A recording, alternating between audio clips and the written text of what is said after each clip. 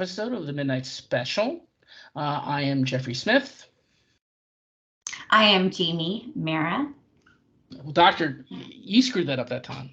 Your doctor's Here's the thing, I feel like it's really absurd and obnoxious for me to... I know, I love it. I need it. I love it so much. Okay, so this is our second episode. If you've not watched our first episode on Clue, please do so. It is a masterpiece on one of the greatest movies of the 80s. When we start... Yes, we are an 80s movie podcast dealing with all the movies we shouldn't and should have been watching at the time.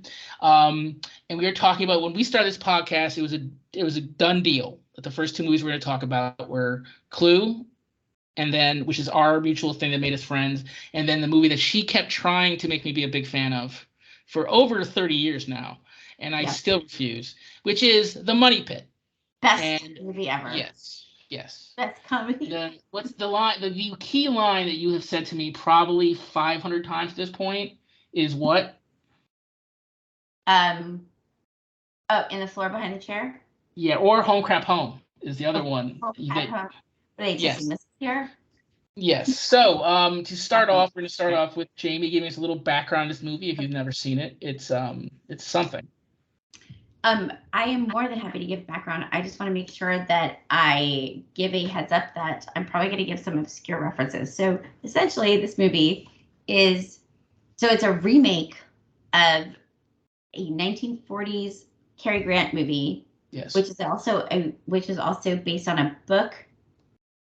If I understand correctly, I really don't care about any of that, because this is a movie that's a classic in and of itself. It's a movie about Tom Hanks, who's an attorney, and Shelley Long, who is she plays violin in a New York symphony, professional symphony, and they live in Manhattan, and they are living in her ex-husband's apartment, and he comes back from Europe, and they've got to move. And it is chock full of financial and real estate references in New York that are so outdated and just baffling compared to the present day. But they basically have to find a new place to live, and they have a shady but very funny real estate agent who helps them find a house about an hour outside of the city. It looks like a great deal, but anything that looks too good to be true is probably not great. And so they each borrow money, her from her ex-husband, him from Benny, the musician, and they buy this house for $250,000. Is that what it is? Yeah. It's like $1 million today, by the way. Yes. And it was also at the time, it was considered like $1 million house, and that's what was sold. It was like, you're getting such a great deal on $1 million house. And the house is sold by the magnificent Maureen Stapleton. Yes. And all that's magnificent, but what it actually is a money pit. So as soon as they move in, things start falling apart one by one in a pretty physical comedic fashion. They have a contractor. They have some electricians and engineers, like plumber. Anyway, some workers who come in who are well known in the area, who are expensive and selective. They come in. They decide that they'll help them for a hefty fee. They bring their Teamsters union of people to help them. A motorcycle gang, basically. Motorcycle gang to help them with the house repairs. They repair the house. Conflict ensues between Tom Hanks and Shelley Long, the main characters, Anna and Walter, and everything falls apart. They decide the house gets finally renovated, they sell the house, etc. Not a great summary, but that's basically what it is. It's fantastic. It was fantastic. So yes, this is a movie I should love. It really is. But there is one. How come this is news to me? I've told you this before. I think it's selective memory on your part because we are such good friends. But I think there's definitely a part of you that was always disliked me because I don't love. But it's a movie I should love. My biggest problem with this movie is probably Shelley Long. Now, note here, at some point in this podcast, I will say Shelley Winters. I know I'm going to do it. Okay, so we had 2 stars here, one on the rise and one on the fall. Shelley Long being the one on the fall. This is the year she left Cheers. She did this movie and said this is going to be such a hit. movie stardom is in my way. So much movie stardom that I will be in a movie called Troop Beverly Hills. That's the first big movie she made after this. Now again, she's a. Are we still talking about Beverly Hills? Or are we still talking about Cheers? Yeah, well, it's an interesting thing because you had these two stars. Shelley Long at this time is definitely a bigger star than Tom Hanks. I don't think that's debatable in America. Because right. At this point, Tom Hanks had one film that was a hit. He had come off a TV show that wasn't even close to as big as Cheers. He was with Bosom Buddies. But Bosom Buddies was great. But wait, Cheers did not. When was Cheers like season? So 82 was the first year of Cheers. So she was there for 4 years. Oh. So she had that full 4-year run. Again, it's an amazing. It's the perfect part for her, and I think it's the perfect part for her. And again, she's great in Irreconcilable Differences. It's a movie that I think she's truly fantastic in. We have not talked about that movie. No. I can't see. I watched that movie many times when we were at that age. We shouldn't have been watching TV excessively, but yeah. That's the first. I'm gonna say right now that is the first nudity I ever saw in a film. I'm 95% sure of that. Who is Sharon Stone, who plays the girl that the husband cheats with. Oh my gosh! When they're filming Atlanta. Yeah, before Atlanta, the movie that she wrote with him. He decides that she should be smoking, and then Atlanta happens after that. Yeah. So yeah, I do believe it's my first nudity. It's a crazy film. Drew Barrymore is divorcing her parents, and she's in. It's an idea ahead of its time, and it's written by an amazing screenwriter who was divorcing her co-writer husband at the time, and then went on to have a huge career writing movies like. I can't believe you referenced Irreconcilable Differences. I don't know. No, I love that movie. I don't know anybody else who's seen it. I don't know. Ryan O'Neal's amazing in it. Shelley Long. I almost said Winters right there. Oh, it's so depressing that. Okay. It's great though. But yeah, she decided to leave Cheers this year after doing this movie, and Tom Hanks again had one hit, which was Splash, a gigantic hit. Do you remember Splash from that time period? Oh yeah, no, I mainly remember John Candy. John Candy's my favorite part of the movie. 1990 are both great. One of the great things about that movie is that it's directed of course by Ron Howard, and Tom Hanks was still in TV mode and he has this conversation with Tom Hanks like the first week. He's like, listen, I understand. They work for the same people. They both work for the same people for television. I understand. You got to score and you got to win every scene and you got to make sure you hit that joke. But this is a movie. And he's like, but here's the thing. You know how that manifests itself in both Splash and in Money Pit. Tom Hanks screams often. And remember Splash?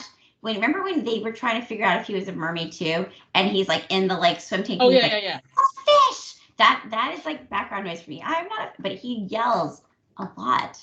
There's in this movie too. Again, he had he had about 6 chances to become that star after Splash, and it just kept not happening until Big. So people kind of forget that. People kind of forget like 80s Tom Hanks. They think it was all like, oh yeah, that was he's the best. He was not the best in the 80s. No, he wasn't. He made a series of pretty terrible movies, and if I may, with The Man with One Red Shoe. That was okay. So I remember very clearly. Shout out to my cousins and then my mom's side of the family, the Dellanas, and my sister and brother. I believe we went to. I have this memory of going to the movie theater and being too young to have any idea what was going on. You remember that age where you're like, I think maybe I was asleep during that whole time period, or during that experience. But I remember going to a movie theater and seeing The Man with One Red Shoe or something, or maybe leaving halfway through and being outside of the movie theater and everybody being like, that movie was so terrible. And I was like, I don't know what you guys are talking about. Okay, sounds that Volunteers, Bachelor Party, and he did a movie with Jackie. He is beloved by some people, not by me, certainly. But again, I really think Tom Hanks didn't figure it out until he had hits. He had Sleepless in Seattle. He had Splash. Dragnet's definitely a movie we're going to do in the show at some point. Dragnet. Oh yeah. Yeah, what but about Joe versus Volcano? Joe versus Volcano again, and a brilliant script by a brilliant man.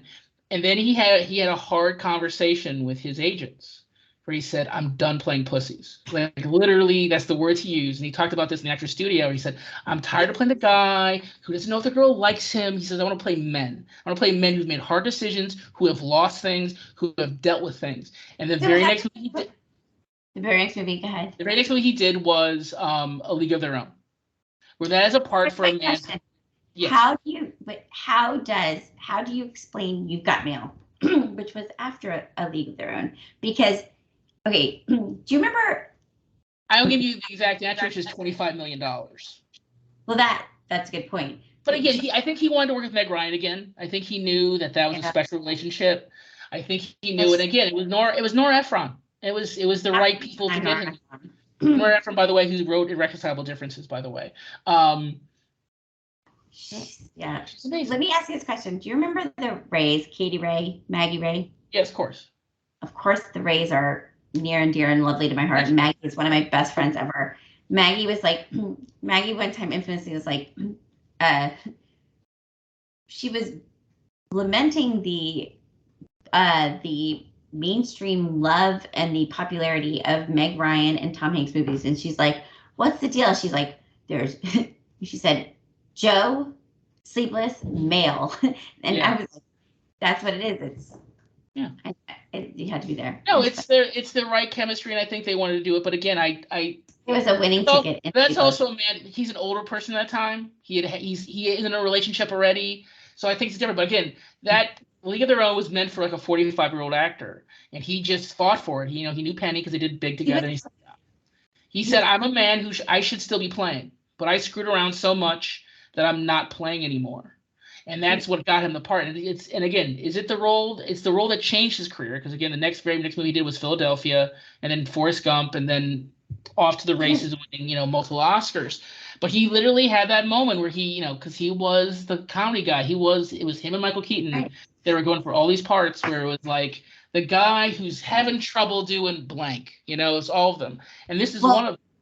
Do you remember? Did you ever see Tom Hanks on Saturday Night Live doing? Oh yeah. Painful. Mr. Short-Term Memory. Oh, it's a great sketch. Yes. It used to be painful for me. My husband loves Mr. Short-Term Memory, but I remember watching it and thinking it was excruciating. But that kind of absurd physical comedy, and that's pre-America's Dad.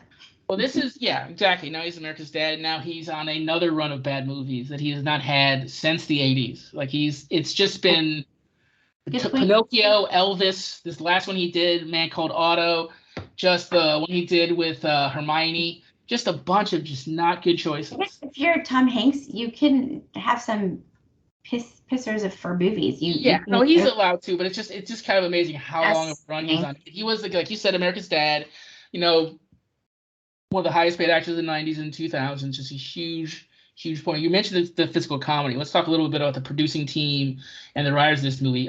It's a Spielberg produced movie, and I think you see that most in some of the visual gags. I think between the electrical system breaking down, where it does that wall thing that's amazing, and the in the background. Yeah, and then the stairs, the chimney thing as well. And the chair. And there's such physical gags, they feel like the things that made Spielberg interested in this as a producer. Now, this was directed by Richard Benjamin, not one of the world's greatest directors, but he was an actor first. If you couldn't get Dustin Hoffman in the 70s, you got Richard Benjamin. He's in several Woody Allen films. He's in Westworld. And he became a director. He did lots of episodes of television. He did movies. He did this. He did television. My Favorite Year, Mermaids. Mrs. Applebaum. He's the one who did My Stepmother's an Alien. Yes, as well. Which I personally loved, and that movie is obscenely stupid, but I loved it. And it has a weird connection to this movie that we'll talk about a little bit later when we talk about possible casting choices.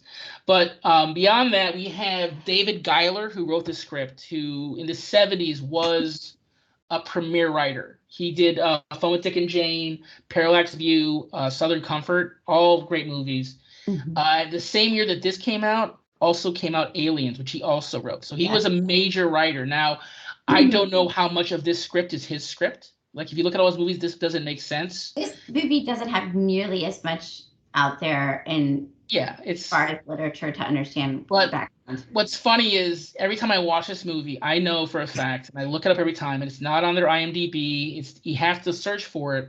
But the two greatest script doctors, and what that means is someone who comes in and fixes your script. So Spielberg probably liked the idea of this movie. He liked the physical comedy, but he needed more comedy. So he got Lowell Gans and Bob Lou Mandel, who literally wrote on Happy Days and Laverne and Shirley. They wrote all those Laverne and Shirley jokes with Lenny and Squeaky running into the room. That's their bit. They also wrote on Bosom Buddies. They wrote Splash, Parenthood, A League of Their Own.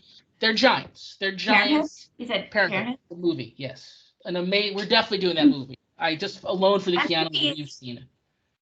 So good and so painful at the same time. Yeah, but they are the greatest script doctors of the 80s. They became part of Tom Hanks's team. And when they hired Tom Hanks, Spielberg brought them in. And there's two scenes I know for a fact that they wrote. And we're probably jumping ahead a little bit to talk about these two scenes. But it's my favorite scene in the movie, quite honestly. It's the scene with Benny. Ask you this. It's my scene with Benny where Benny is a 12-year-old rock star, or is he he's a 12-year-old rock and he's just a jerk. He's like, they wanted Scott Baio. Like they wanted a Scott Baio-ish kid. I wanted to ask this, who you thought he was modeled after, because that is it's 100. Bob Lou Mandel and Lou Moore, they both Ogans, both worked with Scott Baio. That's exactly who they thought of. It's Scott Baio. That's what Benny was going to grow up to be like Scott Baio. Yeah, he's now a Republican. Yeah, a horrible person. But and they had this fight. He's like, "What are you gonna do if I don't give you the money?" But he was Bob blah blah. He was Bob blah blah in Arrested Development. Sorry. But he goes, "What are you gonna do?" Like he's really obnoxious. And he's in like a robe, and his mother's a maid. He's like, "What are you gonna do? What are you gonna do?" And Tom Hanks says, "I won't like you anymore." I will not like you. And everybody, yeah, the great. adults with firearms are tensed up. Yeah. And he's like, "All right. Okay." It's the funniest. It's the second funniest scene in the movie, and it's 100%. You're getting a part they're part of that scene, which is extraordinarily awesome. Where he's like, he takes his cigarette. He's like a 12-year-old. I thought he was 14. It doesn't matter. It's the same thing. He takes his cigarette and he butts it out on the floor and stubs it down and into the carpet. Yeah. And he's like, "You gonna let her do that? Are you gonna let my mother clean that carpet?" And she's like, "Thanks, Benny." And he's like, "Don't mention it." She goes, "Yeah, I made a nice pot roast. Don't mention that either." I think that whole scene is script doctored by the two. And then my favorite scene, and again, it's late in the movie. Shelley Long believes she has slept with her ex, and she comes home. And it's the funniest scene. It's 100% everybody's views. And it's just like, no, it's fine. Just tell me. You just gotta. And he just keeps like trying to convince her over. Like, no, listen, you just gotta be honest and tell me. It's just long. It's so long. And it's just a perfect thing. She's skirting around it by she's trying to distract him. She won't look her in the eye. She's done all this nice stuff for him, whatever. And And they go to bed, and she finally admits it. And then he turns the light. Okay, all right, he's too tired. It's complete dark, and he just screams the word whore. He says, "You whore." Yeah, it's so great. It's my favorite. It's the only scene that I really love in that movie. He reacts so defensively immediately. She is like, "You bastard!" Like I remember being like surprised by that. Like you're the one who apparently did something wrong. Sorry. And the war from there, it's War of the Roses. Yeah. It's pretty brilliant. Anyway. Yeah, but it turns out she didn't sleep with him. But let's go back a little bit. I do have a couple questions for you about earlier in this movie. Again, so Tom Hanks is in money trouble because his father, who ran his talent agency, ran off with all of his clients' money, and Tom Hanks is trying to make good on this. There's the Benny Kid. There's the band that dresses like women. The Cheap Girls. Mm-hmm. Yeah, which is supposed to be Twisted Sister, I guess. Is it really? I'm assuming they wanted Twisted Sister, and that didn't work out. Well, but then there's also the rock band. Yes. Whose manager is Jimmy. Do you know who that rock band is? I do. Remember at the very beginning, Tom Hanks goes, he still has to wear headphones, and he's like, "Jimmy!" And it's really loud in there. Do you know what band that is? No. None other than the 80s metal gods. I don't even want to say that, but White Lion. That's White Lion. Oh, wow. Yes. Yeah. And there's Tawny Kitaen Hit came later, I would guess. Correct. Yes. And he's saying to him, he's like, he's trying to make good on his father's debts. And Jimmy, who's the band manager, is like, Walter, why are you trying to pay them back? And he's like, what? And he's like, they're used to people stealing from them. Yeah, like, yeah. Why are you telling me this? Right. And the movie starts with a scene with the father and his like young Polynesian wife, and he's stolen all the money. And my biggest question is, I don't know who that guy is, and why didn't they get someone I know to play that part? It's a small part. It would have, soap actor. Yeah, it's just so not. I mean, why just get Michael Caine for 2 days?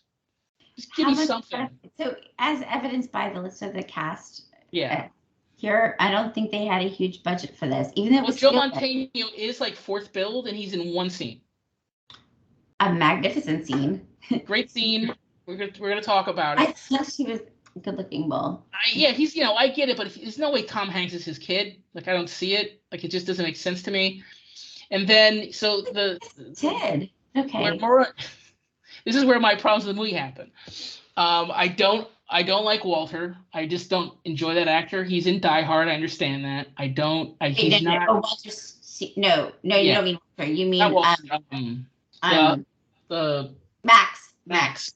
I don't like that actor. I don't get why these two men plus Joe Mantegna are hitting on Shelley Long.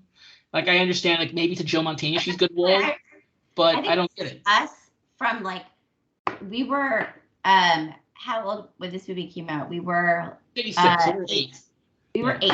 So of course, I mean,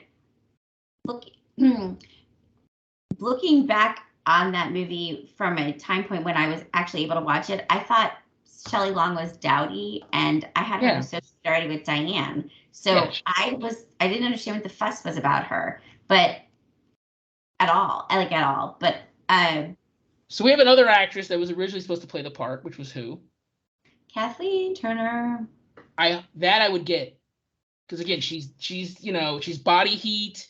She's romancing the stone. My thing is, I don't buy her and Tom Hanks as a couple, and I think that's what broke down that casting. But she also went off to do Jewel of the Nile, which was total sense. If you're asking me, she made Shelley Long won, but in my opinion. But if you're asking the majority of the world, Kathleen Turner won that one. Yeah, to me, I think that my biggest problem with this movie is Shelley Long. Like I don't get it. Like I don't like she's not. There's I get that. How much of that do you think is related to your association of Shelley Long with Diane? I've never had that problem with actors because I do look at things singularly like that. I've never had that problem. I get the one thing I get, she definitely looks like someone who'd be first chair violinist in an orchestra. Absolutely. We know a lot of orchestra kids. I mean, that's it. So I get that, but it's the rest of it, and it's just. Well, Roger Ebert, and I'm probably getting ahead of myself here. Roger Ebert hated this movie, and Roger Ebert, but he called her. He said she was cute as a button. That's fairly accurate, I guess. Exactly. But about as funny as a button or something like that. And he thinks, but I have to say, if you are going to, if you're going to win at an acting role, you have to keep a straight face or just keep the right face when a bathtub falls through the floor and Tom Hanks's maniacal, hysterical laughter is what it is in that scene, and she keeps her poker face on. I'm just saying that's a good. Listen, I think because of Logan's and Babu Mandel, the comedy went to him. It's the reason why the carpet scene, that he's the star of all these scenes is because he was never a great physical comic. That's not his skill. No, but Michael Keane's a much better physical comic than him. Mm-hmm. Tom Hanks is very funny. Like I said, his best scene is the scene where he just keeps trying to prod her into second. And when he says, "Oh, come on, honey," he just said, "You're good wool." I mean, that's a funny line. He says it so well. I say this to each other all the time. Yeah. It's that you're a good-looking wool and an attractive woman.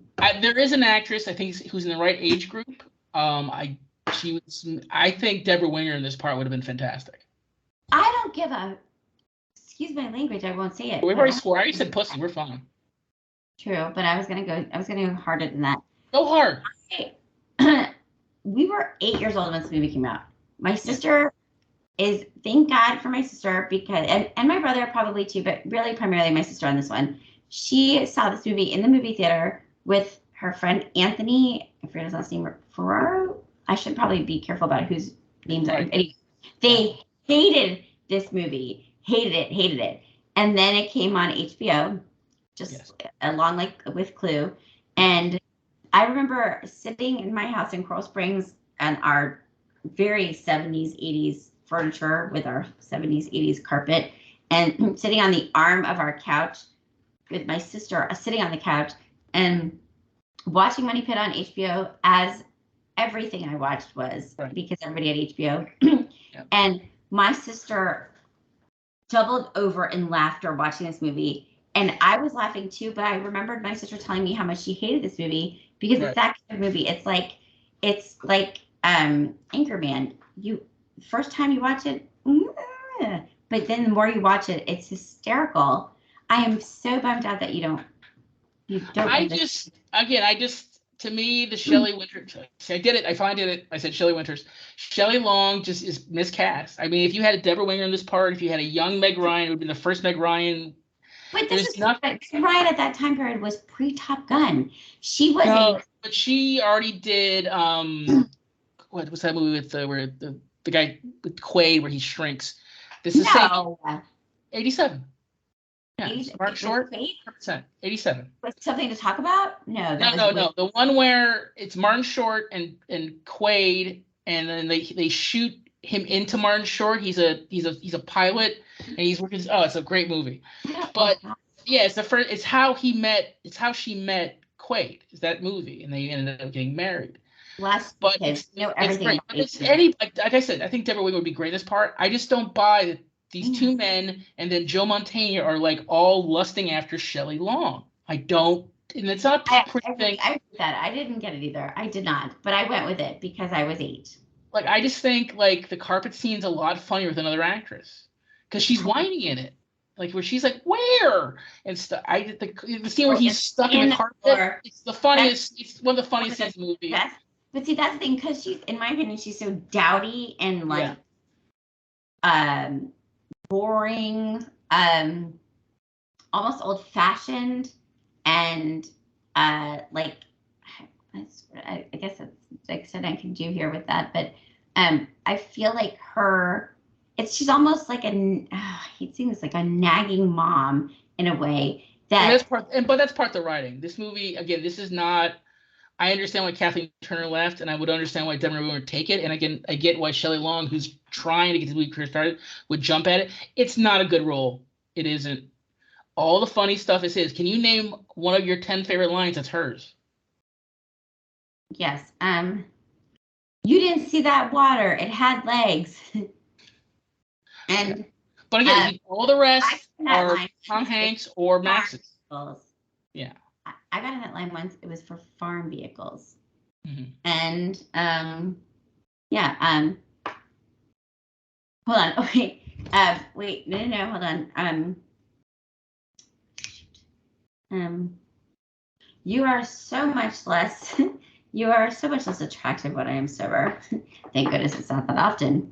Yeah, no, it's bite. She's good at biting because again, that's a line that she would. It's amazing you ever pass the bar. Okay, I just gave you like 4 good lines that Shelley Long did. I think 2 of them are good, and I think 2 of them are good because they wrote them as if she were Diane, her character on Cheers. But I don't, I think they were written as if she was. The drunk line is perfect for Cheers. Yeah. You see her saying that. I love that scene though. You're so much less attractive when I am sober. Thank goodness it's not that often. But yeah, Tom Hanks 100% steals that moment because thank goodness Spielberg brought in his guys. Those are the guys that worked on Bosom Buddies and did his episode of Happy Days. These were guys that understood what makes Tom Hanks funny, and they could care less about her.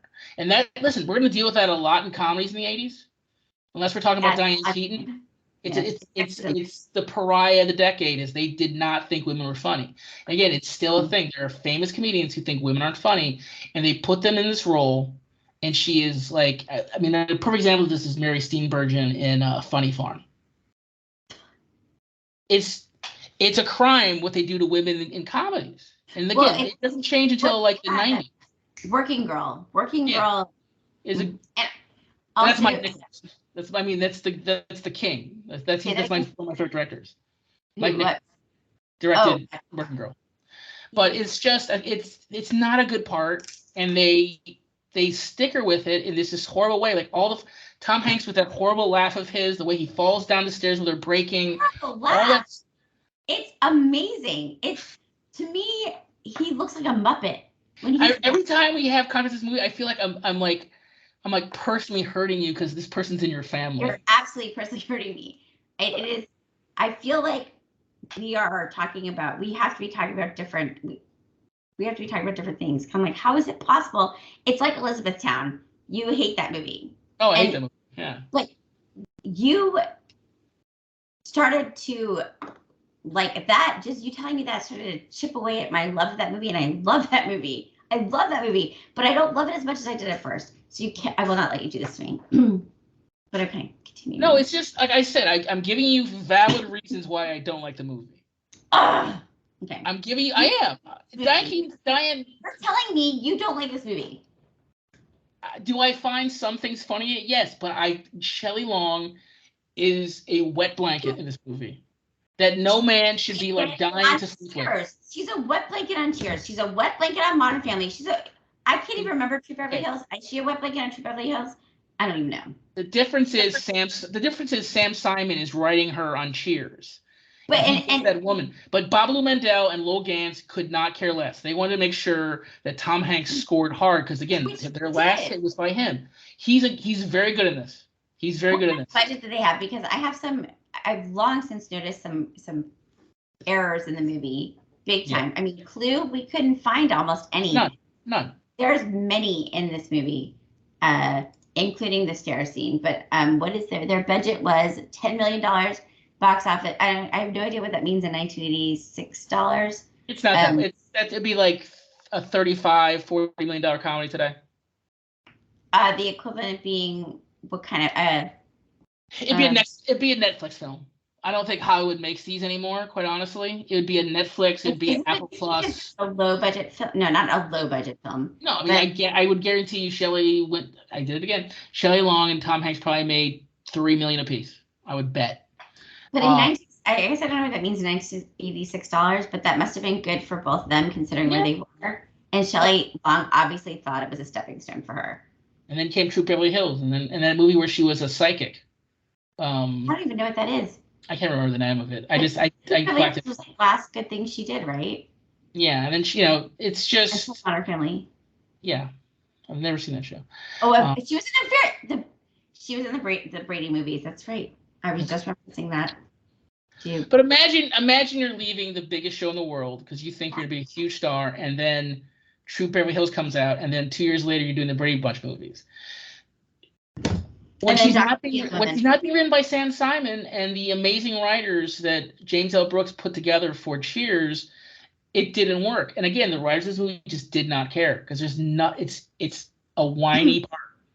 It is a whiny part. It's whiny. I am someone who constantly online, when people criticize women, I will write underneath it, she should smile more, as a joke of this is how stupid you are picking on this woman, when it's not the woman, it's the part. But in this case, I think it's both. I think the writers were like, I don't care about this woman. Who do you think? Okay, if you could take gender out of it and just look at the actual roles, yeah. Who's whinier, Benny or Anna? Well, Benny's hilarious. Okay, thank goodness. Yeah, no, of course. But see, that's thing. He's hilarious. Anna, not so hilarious. All those scenes, all those little scenes that, again, like I said, I'm going to say it again and again, that the script doctors came in and fixed from this script. That was probably more of a technical feat. I really think the first script was much more it was much more the electrical gag, and then there's no way that the guy who wrote Aliens wrote that they got the water from the pissing baby. There's no way. That's Lowell and Babalu. Right. So as in tandem with that, the scene, there's a couple of scenes that are absolutely outstanding, of course, but the scene when when Tom Hanks, it starts with that saw machine and Tom Hanks somehow gets catapulted to through the window outside, and he's covered. He lands full body down into the white paint and covered in a sheet, and he looks like a ghost. That entire scene is outstanding. You see all these workers. How the hell all these people? What are all of them doing? Most of them are sitting around doing nothing. There's a guy who he looks like Ernest, and he's like listening to music, and he's like doing nothing. There's a woman drinking like a Pepsi or something, and there are so many people on that property doing absolutely nothing, but there's hundreds of them, and they're all fleeing for their lives in every different direction from this ghost. Yeah, listen, Tom Hanks is funny in this movie. Like, I think the scene of Shelley Long's that I like the best is when she's talking to the one worker through the cabinet of the. He's like, "Gotta refill your birth control, man." And it's a funny scene. James, do you know who that guy is? James went on to a great career. He's in many TV shows.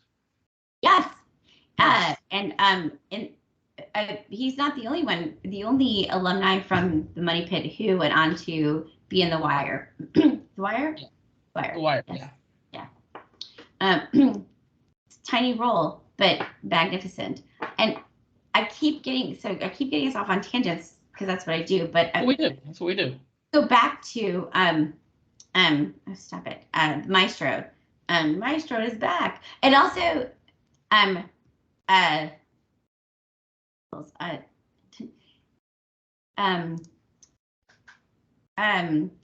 Smirnoff, Yakov Smirnoff. Yeah, Smirnoff, yeah. Oh my God, you're still here? He at the beginning when Shelley Long and Tom Hanks are in bed, and she's telling him about her resistance. And by the way, that's a progressive female 80s role, to be anti-marriage and him to be the one who wants the marriage. Remember that in the beginning? Yeah. He's like, Walter, my darling, why do we need a piece of paper from the state of New York? And she's so burned by her first marriage. And then, of course, there's they hear voices, and somebody comes busting through the door, and he's like, "Oh my God, George's still here." That's yeah. And boat has docked. He's here. You're out. My sister and I say that all the time. And the Maestro is back. I personally enjoy him in this role very much, and Max. Yeah. I think he's fantastic. May he rest in peace. Yes. Again, his other main parts you may have known him from would, of course, be from Die Hard. And there's just. He was also a famous ballerina who studied with Baryshnikov. Yes. Initially, they studied together. By the way, Baryshnikov, a far better actor.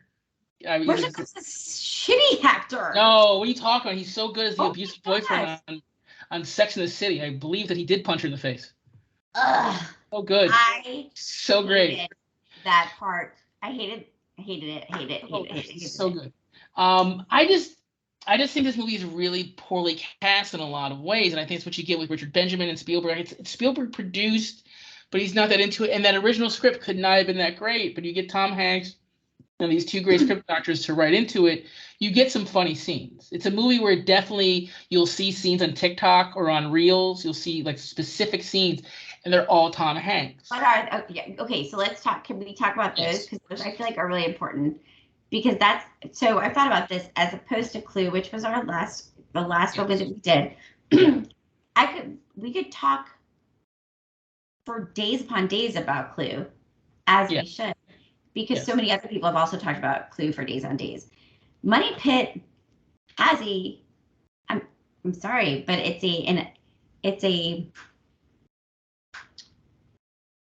don't, is that the word I'm looking for? An elite subgroup of people, small, who like it, refined. Some would call that a cult. Okay. You're talking to the doctorate of psychology. Listen, philosophy in clinical psychology is not a cult. But okay, fine, let's go with it. if you want to call that a cult, then my love of Kenny Loggins and going to see him in concert and my the absolute desperation I had in meeting him in person, which didn't come true. You can call that a cult. Fine. It's just not what I get excited about things. But there's a small group of us who find Money Pit to be a cult following True Love because it's so funny. And what's funny about it isn't the plot on the whole. I know you are a movie and TV critic. Yes. Your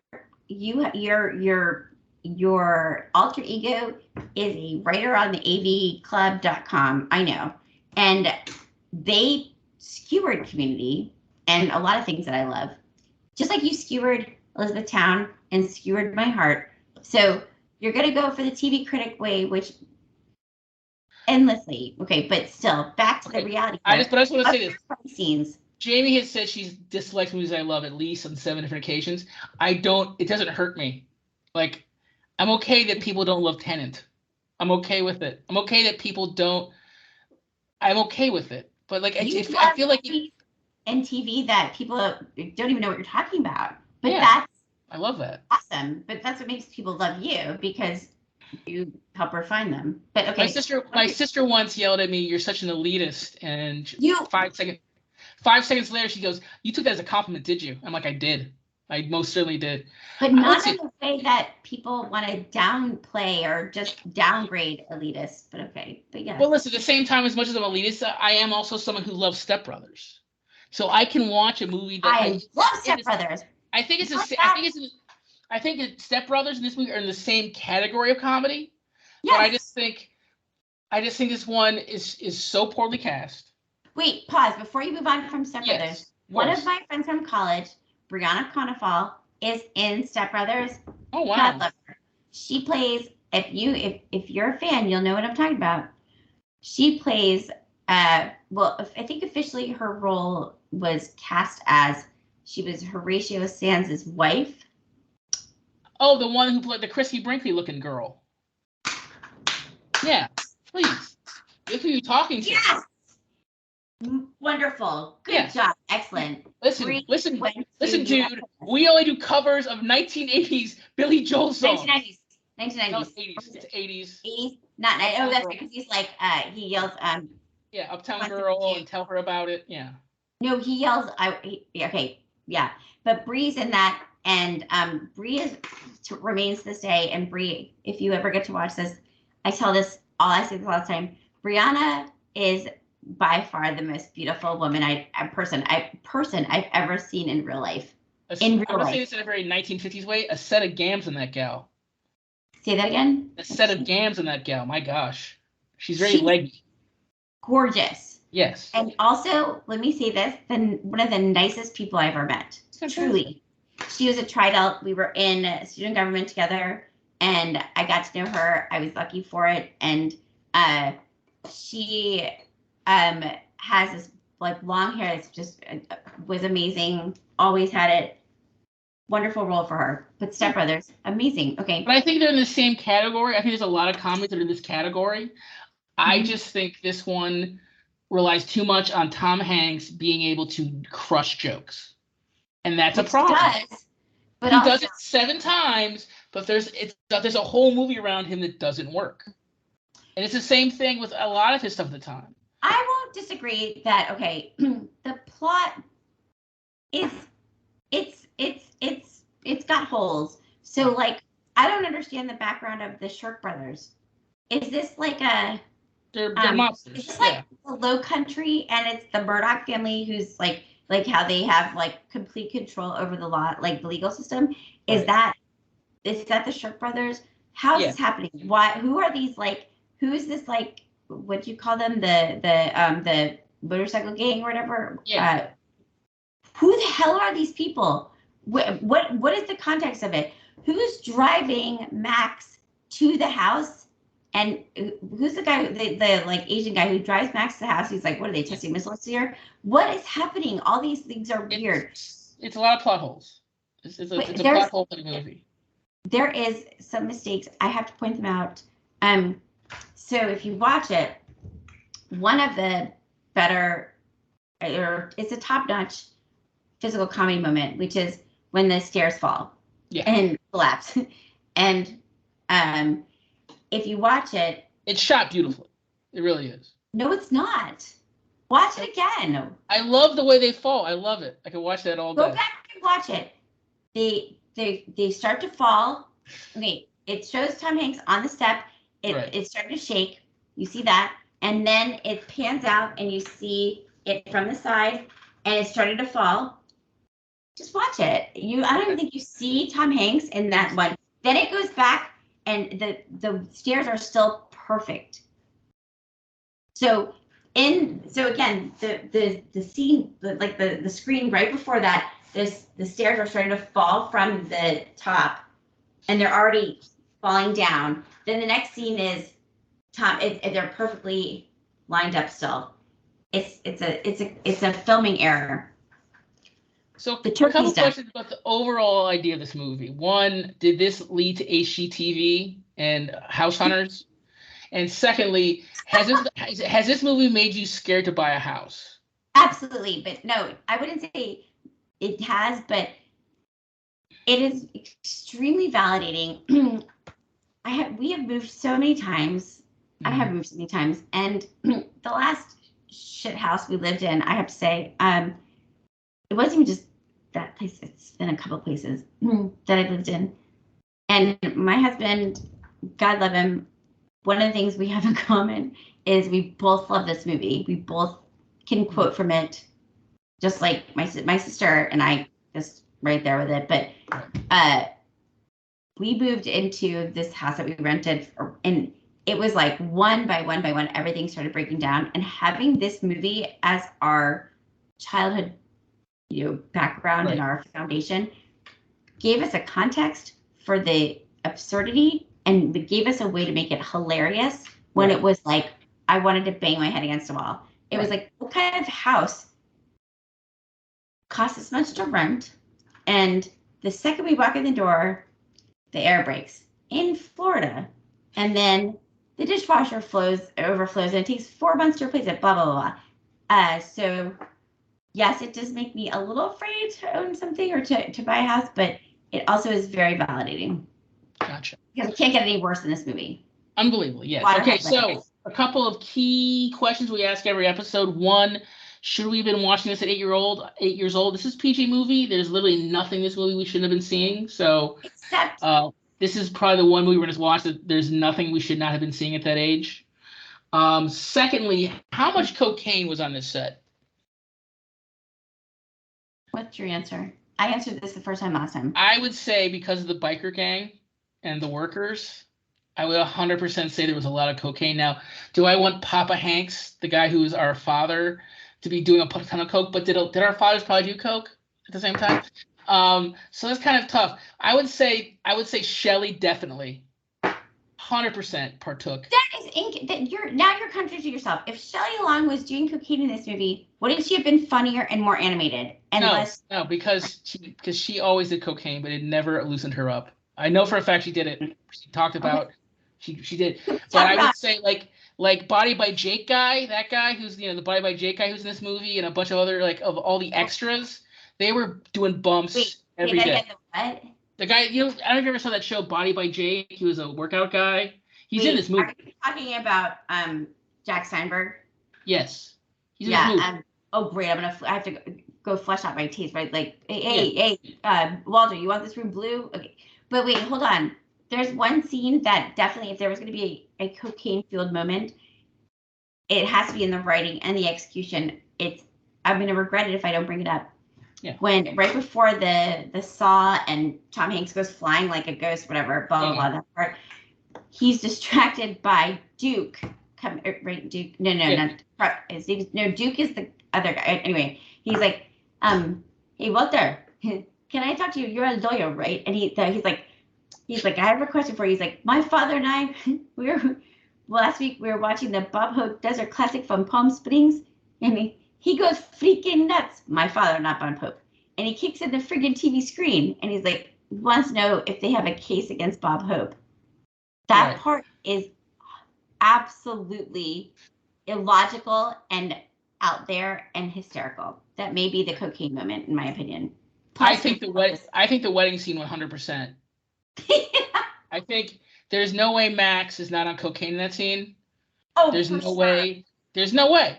So I think this is a heavy one cocaine band person, but we went from one musician to another, and I wouldn't call myself, but one band alumni to another. Yeah. How do you find Max's conducting? How does he do? Okay, so orchestral conducting is very different from band conducting, I will say. Are there times where he was Humphrey-esque? Yes, absolutely. I would say Mark Humphreys, yes, our former band co-band director. I would say there were times he would definitely, he would always, he would get mad while he was conducting, and he would like conduct to like one part that was doing really crappy, and it was just so debilitating. But yeah, I think orchestral is very different. I mean, this is the year of Tar. Very sadly, the great Cate Blanchett did not win for Best Actress this year. Very sad about that. Stop it. Okay. Oh, that's right. You said that's right. You let us all know you were pissed off about the Academy Awards. Very angry. That would have been her third, and then that would have officially made her the greatest actress of all time. She'll do it in a couple years, but she's had a great run. But I think she conducts very much like Max does. I would imagine she probably looked at Max at one point, along with the great Carl Bernstein. But yeah, no, I definitely looked at that again. I think that Max does a great job of conducting, and I think he's also exacting in a Neil Jenkins-esque way. Yes. We've never talked about. I've talked about this with several of our band brothers and sisters. Have you ever watched Whiplash? No, but Drumline is the best thing that's ever happened. We have that kind of. I think the end drum scene in that movie is fantastic. But Whiplash is about a jazz band director who like hits kids and throws things at them. And it was very funny to watch it. Me and Zarbach have talked about that several times. Okay, so we've asked the cocaine question. Drumline, or is that outside of our scope of? It's too late, unfortunately. We may have a special episode where we'll talk about Drumline. Definitely do that. So if we hit everything, I love the physical gags. Okay, this is where we're gonna get to the part where you probably turn off the camera. Okay. If you're ranking this movie on 1 out of 5 trips to Betty Ford, how many trips to Betty Ford? Explain for our audience what that means. For new people, we're instead of doing stars or apples, we're doing trips to Betty Ford, because again, most of the movies we're talking about in this show will have some sort of condition or set thing. That's why we asked the cocaine question again. So like 1 out of 5 trips. How great is this movie? Are they 5 or is it a 1 out of 5? I do this with my therapy patients all the time. 1 being what, a 5 being what? So 1 being let's see here. What's the worst movie of the 80s? Oh man. Howard the Duck. Howard the Duck. Howard the Duck is a 1. Or the Garbage Pail Kids movie. That'd be another one from the 80s. That's a 1. 5 would be like A Color Purple. Okay, or E.T. Yeah, E.T. I couldn't. Or Clue. I've never finished watching E.T. I was in the theater. I was in the theater, and when they're like about to like do surgery on E.T., I started crying so loud that my mom had to carry me to the theater, and I've never seen it.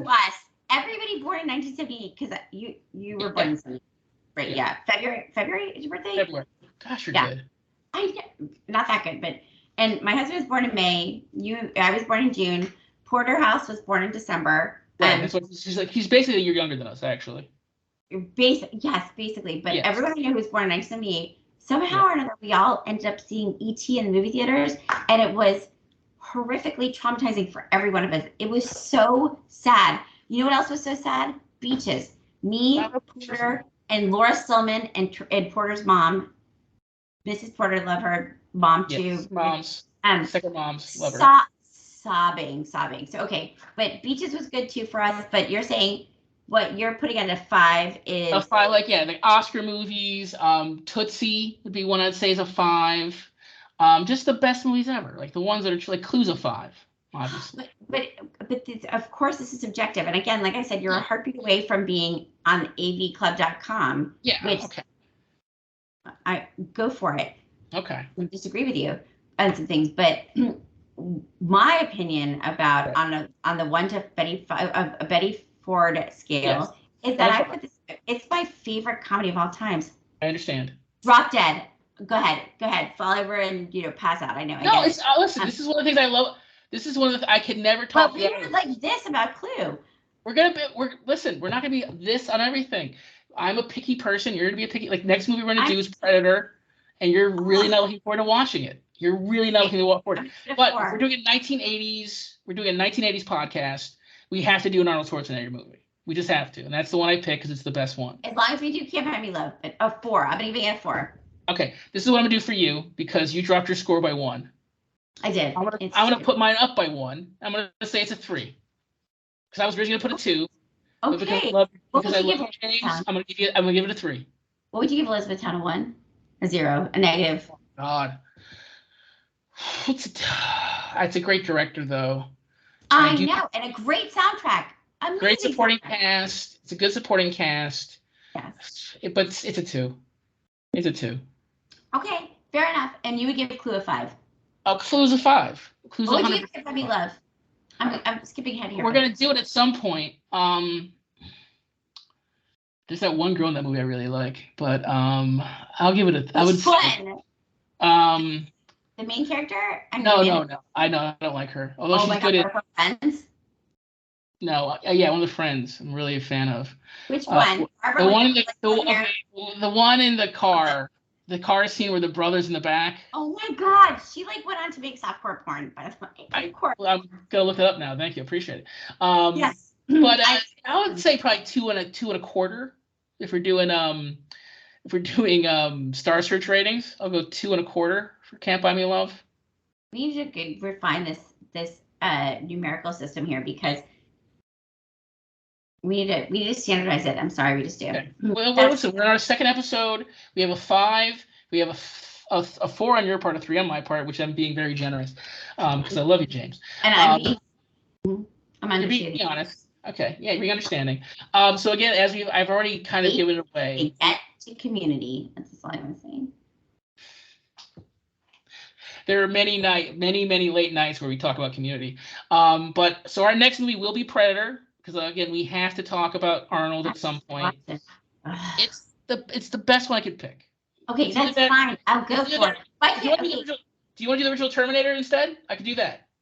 No, because I think it was the original Terminator the one when somebody shot through the eye, and I can't get that out of my head even like. So we'll do Predator. Okay, I'll do that for you. I got that. I can do it. Yeah. I can do it. All right. So I like to thank everyone for coming to our psychiatry section where we kind of had to deal with the psychology. Psychiatry. Psychiatry. I know, but this is psychiatry. I'm not. So we had to lower it down. Very 80s. That's very 80s. Mess up psychology and psychiatry. I know, but I did it on purpose because again, this is the episode where we disagree. And we're still friends, but she's not gonna talk to me for like 2 weeks now. I'm gonna send. I'm gonna pester you with reminders of how good this movie is. It's not. Okay, so everyone. Oh, and you dip it into your flames. And I thought the Care Bears were here. Come on. Please like and subscribe to this amazing podcast. Have a great week, everybody. Wonderful week. Go watch this movie.